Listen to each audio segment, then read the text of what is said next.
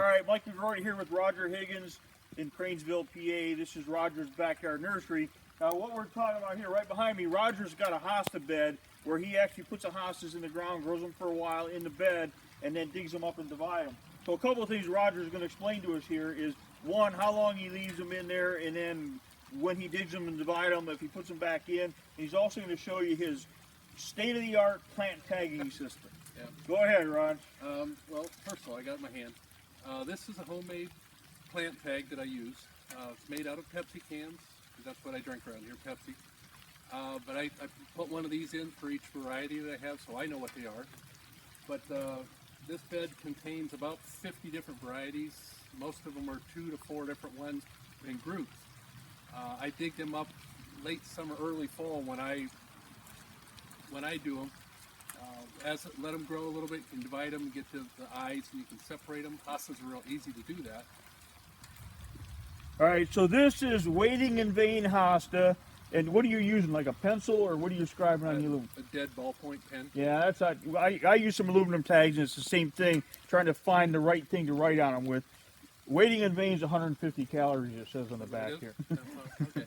But anyway, you can see the back of the Pepsi can.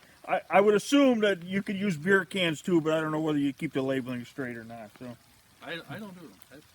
That's a winter project. I really like the way though you're attaching the tag on this pin, because it can't blow away. It can't easily get knocked off by an animal or a kid, or you know. They do slide down. They get messed up in winter a little bit, but they're usually pretty good.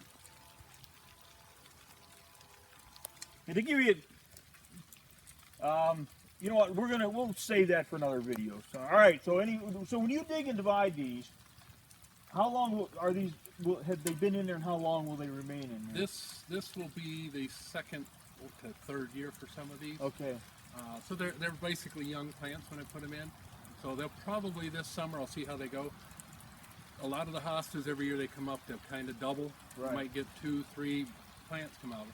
So what I have, like if I have 3 plants of that variety, I might dig 1 or 2 of that, divide those up, put them back, put one back in, so I'll always have a grouping, because it looks good too. Right.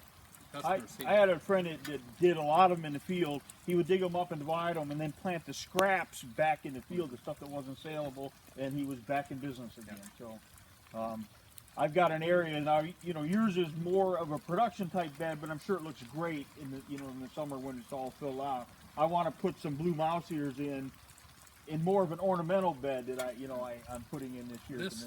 I have this bed arranged by. I break up the colors, the variegateds.